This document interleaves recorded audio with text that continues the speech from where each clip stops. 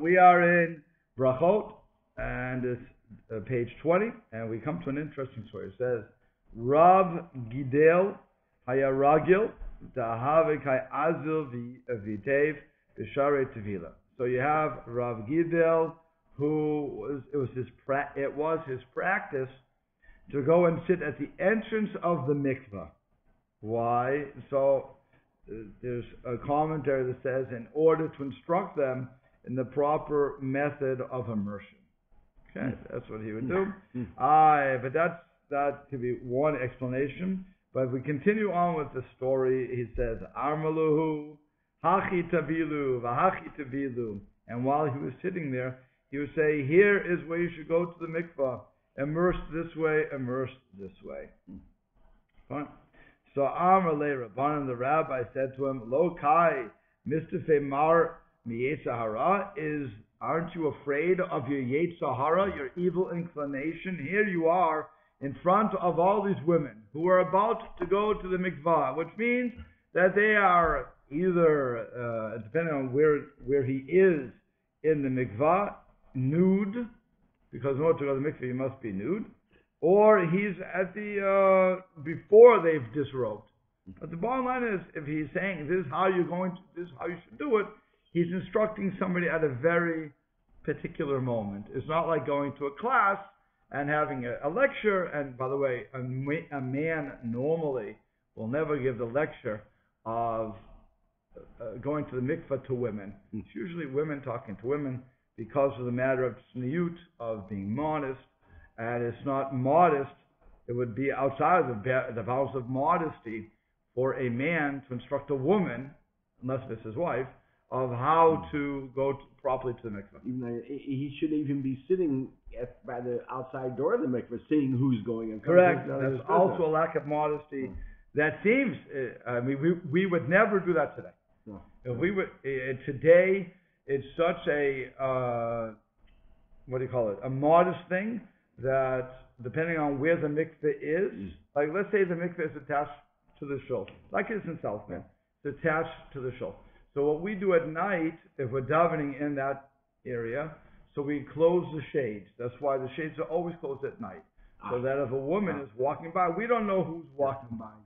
Right, the parking lot on the other side. It's by the parking lot. So no man is allowed to park his car there. That's why that parking lot is empty at night, and that's to allow the woman to go in free, and it's also blocked off so that they go through in the back. It's also blocked off, so that nobody can really see what's going on, and that's the way it should be, because it is it's their mitzvah, and they have to be modest about it. It's not something you want to say, yeah, I went to the mikvah, yeah. It's just not the proper thing to do. But so now here you have a rabbi, standing and say, this is how you do it, this is how you do it. So the rabbis asked him, hey, whoa.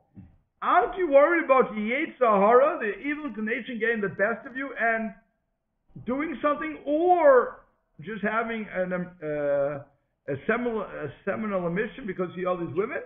Maybe anything like that? Aren't you worried about that? Amralahu, he said to them, Damim ba'ape ki kaike chivirai. They seem to me just like white geese. In other words, I'm not affected by them at all. Okay, so this sets up a very interesting situation.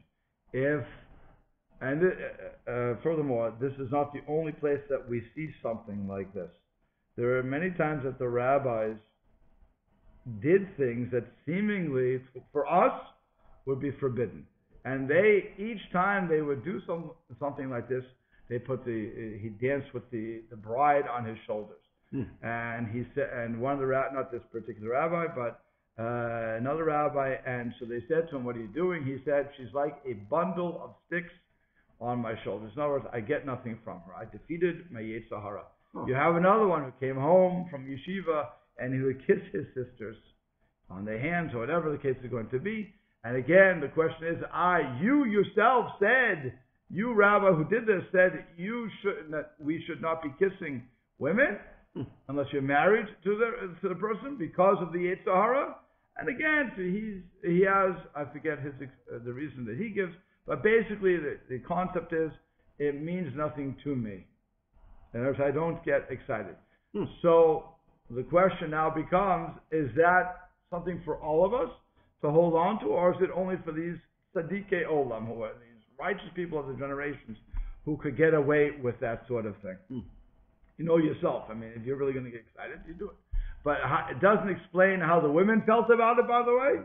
That's something else. It doesn't explain. They should have said, even if you feel that you don't get any sexual gratification out of this, or excitement, still, the women coming, I can't imagine how they feel. It could be embarrassing. It could be embarrassing. Here, they're taught in the youth.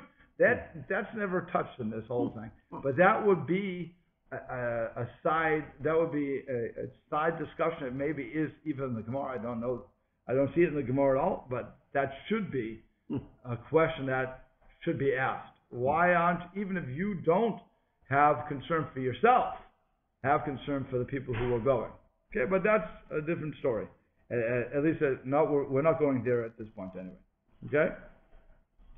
So that's story number one. Let's keep going with this.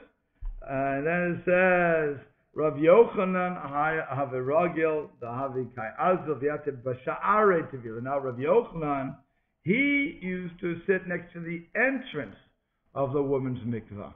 He wasn't inside. In the first case, it seems that Rav Gidel was inside. He's sitting at the entrance. They didn't specify that he was by the entrance, so he was sitting by the mikveh. Right. So it seems that he was. I'm sorry. I'm sorry. In both cases, the Gemara says by the gate. Fine. I'm sorry. Okay. So Rav Yochanan was by the gate. Amar, and he would say, Kisalka benot Yisrael vaitem mitvila, when the Jewish women emerge and come out from their required immersion. So he didn't tell them how to do it, but when they're coming out, he would say, Mistaklimbi, let them look at me. V'neve eluhu zara t'shapiri kavati, and they will have children as beautiful as I.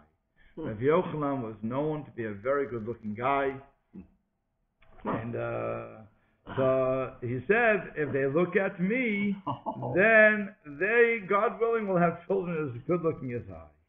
Sounds a little conceited. Good. So Amrile Rabbanan, the rabbi, said to him, Lo kai mistafe mar me'ina ba'isha, is a master not afraid of courting an evil eye? Here you are saying that you're so beautiful. You know, it's like NCSY. You look so beautiful and wonderful, especially your blank. You know? But it's what we have here is, if I say I'm beautiful, or I say I'm handsome, or I say I'm this, I'm saying I'm that, aren't I welcoming in the ayin hara, the evil eye? People will be jealous of me. That's the whole concept of evil eye. The people will become jealous of me, and they will try to curse me and make it so I don't have these sort of things. So he said, aren't you afraid? So Amaluhu, Rav Yochanan had an interesting answer. He said, Ana Mizara de Yosef Kayatena. I come from the progeny, from the offspring of Joseph HaTzadik, Joseph being Jacob's son. Delo Shaltabe Ena Bisha, over whom the evil eye has no power. Why? Because it's written, Dichtiv, it's written in the Torah, Ken Porat Yosef ben Porat Ale Ayin. A charming son is Joseph, is a blessing. A charming son of Joseph, a charming son to the eye of the ayin hara, ale ayin, to the ayin, I keep saying ayin, to the eye. So Amar Rabbi Abayu, so Rabbi Abayu said, Al tikre ale ayin, don't read it as ale ayin, what goes up on the eye, ella ole ayin, raising over the eye. Rabbi Yossi bar Rav Chanina Amar Mehacha, he said you could learn from this source that he would not be affected by the ayin hara, and it says Vayid gu larov bekerev haaretz, and may the children of Joseph proliferate abundantly like fish within the land. So here the famous drasha says, My dagim shebiyam maya mechasten aleim, just as the fish in the ocean or on the sea, they're covered by the sea. The ayin hara shaletes behem, so that the eye has no power over them. And if you think about that, because of the refraction in the water, when I look at something in the water, it's not really there necessarily. It could be 2 inches over, it could be 5 inches over. So all refraction, you stick a stick into the water, what happens? It bends. Yeah. It doesn't really bend, but that's refraction. So when if you're trying to curse something in the water, it may be in front of you, it may be to the side of you, it could be anywhere. So that's why it means that the evil eye can't rule over you. So Av Zaro Shel Yosef. So also with regard to Joseph, since the children of Joseph, since they are likened to fish, Ein Ayin Hara Musholet Behem. The evil eye has no power over them. And since Rav Yochanan was from that line, he said that I'm not afraid of the evil eye because God said I am protected. And he says, or if you prefer that the reason that the evil eye had no power over Joseph is in the case of an eye such as Joseph that did not want to enjoy what was his, namely Potiphar's wife when she came to seduce him. He didn't really want to do anything, so at first. The evil eye has no power over him. And that's where that Gemara stops. Fine. So that's getting into that whole story of how we can look at these particular rabbis who went to the mikvah and seemingly put themselves into a very strange, dangerous situation as far as either getting their desires up or having an ayin hara, having people want to curse them. So the Ion Yaakov says, that was the whole Gemara. So now the commentary says, where is it? When the first rabbi, when Rav Gidel said that she is like a white geese to me, it says, Efshar, it's possible to say that Rav Gidel was again Mustama older, and he says L'chein neba b'menu chemdat nashim. So that's why he had his desire for women was nullified. He's getting old. That's it. So that's why in his eyes they really did look like white geese. That's what he saw. So he could instruct them without any danger whatsoever. It's a matter of, did I control, however you're going to look at that, my Yetzer Hara, is it really that I can control to such a matter? And apparently in this case, Rav Gidel was arguing that he did. The Gemara is not saying one way or another. The Gemara will not help you with understand, did he really conquer it? Did he not really conquer it? We're taking his word for it that he did. Okay? Then, when it says Rav Yochanan that the children should be as good looking as me, so again, that's because he was so beautiful, and so the rabbis say, aren't you afraid of the ayin hara? So it says, Kevan, sha'asa shiru hanashim. It's since it was made that the women could see him, but he certainly didn't look at them. You understand? So what he's doing is saying, let them look at me. The Gemara only says when they came out, he would say, let them look at me. But it doesn't mean that he looked at them. So either we have to learn from that he was not at the level of Rev Gidel, who wasn't affected. In other words, they didn't ask him, why aren't you affected by them? Why are you sitting by the mikvah? Again, the same problem. If you're sitting by the mikvah, so maybe you'll get excited and do something that's improper. Okay. They didn't ask him that. They said, the only question they're asking is, why weren't you afraid of the ayin hara? So that must mean that he wasn't looking at them. He was only saying they should look at me. So kilo bar al ve'otzem einav. Fine. So another thing is, and now the Rif says, why didn't he look at them? This is also a strange thing. I'm not sure if they have this sort of, we know what this concept is, but they have he had long eyelashes that would drape over his eyes. So and he couldn't, they were too heavy for him to pick up. It must have been some sort of medical, condition that he had, that he had to have something to push up his eyelids. Straight. I don't know. There's such thing as a droopy eyelid, but I've never heard of that in a younger person. Who says young? Oh. Who says young? I don't know he's young. He he's a good-looking guy, but it doesn't mean he's young. But it was apparently a condition that he had that he would have to put in all the Gemaras. Wow. He has to push up the eyelids in order to see. He would say, lift them up so I can see what I'm looking at. But this is another thing that if he has these long eyelashes that would stop him from seeing, so of course he's not going to see the women. But he's saying, let them look at me because I'm such a good-looking guy. Ooh, there was a guy I just in shul in Chicago. Right. Had a little son, probably 3 years old, young, it's definitely under 5. Right. And all the time, he when he'd be running back and forth in shul, he'd have his head up like this. I finally asked him, why is your son walking around like that? He says, because he's got an eyelid condition, and that's the only way he can see. They can see his eyelids were so droopy. And he's a little kid. Okay, so to be able to see right out the bottom slits, like that. So that could be what Rav Yochanan was doing. And if you had your head straight forward, all you just see is down. Correct. Like I said, that could be what Rav Yochanan was dealing with, which is why he could have sat in front of the mikvah, which is why they would not have asked him, aren't you worried about Yetzer Hara? Was they only asking him, aren't you only worried about the Ayin Hara? So it's an interesting, like I said, I would want to know if there, what that medical, you said droopy eyelid, that's what it's called? Yeah, that's he said it was just a little too young before they wanted to operate. They would operate on it. Today they can fix it. Yeah, but he said they want to wait till he's a little bit older. Okay. Well, that's what that would be. Yeah. So it doesn't, by no stretch of the imagination, shall we think that we should do this, that anybody should do this, to go to a mikvah and watch women come out, instruct them how to do it, or think that we are better, that the Yetzer Hara won't control us, that the Ayin Hara won't be bad. But besides that, again, like I said at the beginning, we should not be doing this. No man should be there because it is a concept of modesty.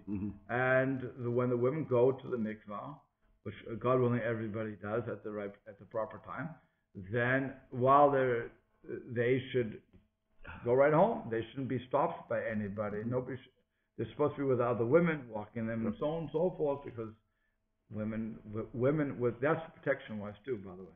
Women with women is a protection. So you both walking together because you're going at night. Yeah. So it'd be a dangerous situation. And then if the husband is waiting, fine, come pick her up. But he should be waiting on the other side, not seeing them come out. There was one rabbi, an interesting story, that the woman, when she was before she was going to get married, so the rabbis always, there's pre-marital counseling. And he was told that she doesn't want to go to the mikvah. So he asked, why don't you want to go to the mikvah before your wedding? And then subsequently after the wedding, she said, because my mother never went. And he said, I can't believe that. Your mother's a firm woman, of course she went. And she said, no. She never went. I never saw her go.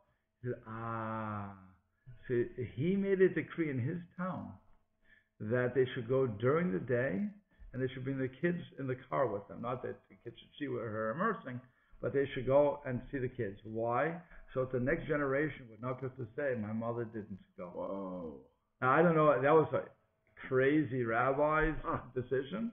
I don't think he was nuts, but nobody has done that in every other town. But it was a way to try to show everybody, no, this is a mitzvah that your mother probably did. She was just very modest about it, but he had to make, so the next generation was already pulling away, would do it, and they would not see it as something that was ancient or dirty or anything else. So it's an interesting concept. We'll have to stop there. Like I said, nobody's ever done what he's going to do, and I don't think that's going to be brought into normative Judaism.